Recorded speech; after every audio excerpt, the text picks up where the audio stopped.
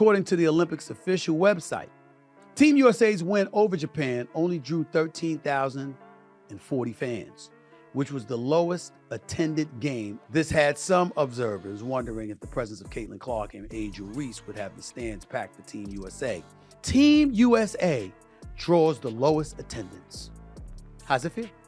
Dawn Staley said Clark's chances of making the team would have been a lot higher if she and her fellow committee members were selecting the roster today rather than several weeks ago. Stephen A. Smith just dropped a bombshell about Team USA that's shaking up the basketball world. The outspoken analyst didn't hold back when talking about Caitlin Clark's Olympic snub. What he said might change how you see Team USA's selection process forever. In a fiery rant, Stephen A. called Team USA's decision stupid and blasted them for leaving Caitlin Clark off the Olympic roster. Can you believe it? The shock in his voice was clear as day. He couldn't wrap his head around why they'd pass on one of the hottest names in women's basketball. But this isn't just about one player. Stephen A. thinks this snub could have huge consequences for Team USA and women's basketball as a whole. Why? That's what we're about to break down. Now let's talk about Caitlin Clark. This girl isn't just good. She's breaking records left and right. We're talking about the all-time leading scorer in NCAA women's basketball history. Clark finished her college career with a mind-blowing 3,951 points. That's over 400 points more than the previous record holder. Let that sink in for a second. But Clark isn't just about the points. In her rookie season with the Indiana Fever, she's averaging 16.8 points, 5.3 rebounds, and 6.3 assists per game. Those aren't just rookie numbers. Those are star player numbers. And here's where it gets really interesting. Clark's got a skill that's drawing comparisons to none other than Steph Curry. Her ability to sink those deep three-pointers is changing the game. Now you might be thinking, okay, she's good, but is she really that special? Well, let me ask you this. When was the last time you saw a women's college basketball player draw crowds of 15,000 fans regularly? That's the Clark effect. Her games were events, must-see TV, and it's not just fans in the stands. Clark's popularity is off the charts. We're talking endorsement deals with big names like Gatorade, Nike, and State Farm. This isn't just a basketball player.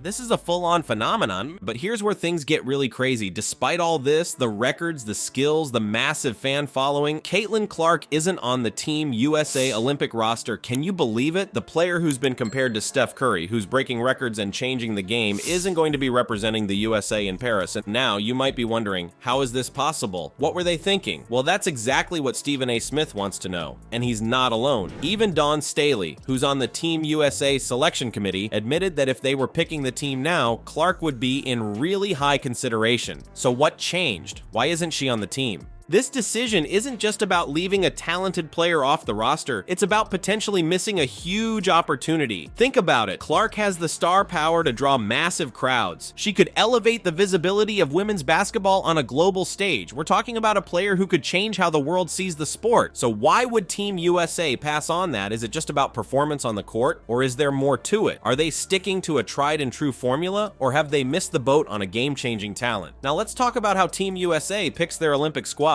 It's not just about grabbing the best players and calling it a day. No, this process is like a chess game, with the committee thinking several moves ahead. First off, they're not just looking at stats. Sure, those matter, but there's more to it. They're thinking about how players fit together, like pieces of a puzzle. And here's the kicker. They're big on experience. Not just any experience, but Olympic experience. So get this. 9 of the players they picked have been to the Olympics before. That's not a coincidence. The committee chair, Jen Rosati, straight up said they wanted to give the coach a team with experience and familiarity with international competition. It's like they're building a well-oiled machine, not just a group of all-stars. But here's where it gets tricky. Remember Caitlin Clark, the scoring machine we just talked about? She wasn't at the training camps leading up to the Olympics. Why? Because she was busy tearing it up in the NCAA Final Four. Talk about bad timing, right? Now you might be thinking, so what? She's still amazing, and you're right, but the committee's all about that team chemistry. They want players who've been in the trenches together, who know each other's moves like the back of their hand. But hold up, there's another side to this story. Remember when Stephen A. Smith went off about marketability and star power? Well, he might be onto something. Check this out. Team USA's opening game at the Olympics had the lowest attendance of all the women's games. Ouch! This is where things get really interesting. We've got a clash between two different ways of thinking. On one side, we've got the committee focusing on pure basketball skills and team fit. On the other, we've got folks like Stephen A. arguing for star power and growing the sport.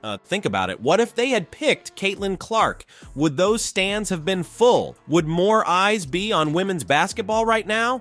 These are the questions keeping basketball fans up. It's not just about winning games anymore, it's about the bigger picture. How do we make women's basketball blow up on the world stage? Do we stick with what's always worked, or do we take a chance on new stars who could change the game? The committee made their choice, focusing on experience and teamwork. But you've gotta wonder, did they miss out on something bigger? Did they pass up a chance to not just win gold, but to win over a whole new generation of fans? Alright, let's talk about the aftermath of Caitlin Clark's Olympic snub. This decision isn't just making waves, it's causing a full-on tsunami in the basketball world. And the ripples, they're reaching further than you might think. First off, the fans are not happy. We're talking social media meltdowns, angry tweets, the works. People are questioning Team USA's judgment big time. And it's not just diehard Clark fans, even casual basketball watchers are scratching. But here's where it gets really interesting. Remember that Team USA opening game we mentioned? The one with the lowest attendance? That's not just a coincidence. It's a sign of things to come. Without star power like Clark's, Team USA might be facing an uphill battle when it comes to filling those seats. Now you might be thinking, okay, but what about the long-term effects? Well, buckle up, because this is where things get wild. This decision could change how Team USA picks players in the future. Think about it. If leaving out a star like Clark leads to low attendance and less buzz, do you really think they'll make the same mistake twice? But wait, there's more. This isn't just about Team USA. This controversy is shining a spotlight on women's basketball as a whole. It's making people ask some big questions. Should star power matter more in these selections? Is it time to shake things up? Now let's hear from some other voices in the basketball world. Christine Brennan, a veteran sports journalist, didn't mince words. She called it the worst player selection decision I've seen in my 40 years covering the Olympics. That's a pretty big statement, right? But not everyone agrees. Rebecca Lobo, former Olympic gold medalist, sees it differently. She pointed out that the selection process is complex, involving multiple training camps. And guess what? Clark couldn't attend those because of her college commitments. Lobo emphasized that team chemistry is crucial in international play. So what does Clark herself think about all this? Well, she's been pretty quiet on the subject, but her silence speaks volumes. It shows maturity and professionalism. Instead of lashing out, she's letting her game do the talking. And let me tell you, her game is saying a lot. This whole situation is forcing us to think about the balance between tradition and innovation in team selections. Do we stick with what's always worked, or do we take a chance on new stars who could change the game? It's not an easy question to answer, but here's the thing. It's not just about winning games anymore. It's about growing the sport, and that's where star power comes in. Players like Clark don't just win games. They draw crowds, they create buzz, they inspire the next generation. So what's next for women's basketball after this Caitlin Clark drama? The sport's at a crossroads, and Team USA's choices could change everything. On one side, we've got tradition, picking players with Olympic experience who know the international game. On the other, there's the star power of players like Clark who could take the sport to new heights. Here's the thing, maybe it's time for a shakeup. What if Team USA mixed things up? Keep some veterans for their experience, but throw in some rising stars to light up the court and pull in the crowds. It's not just about winning games anymore, it's about growing the sport.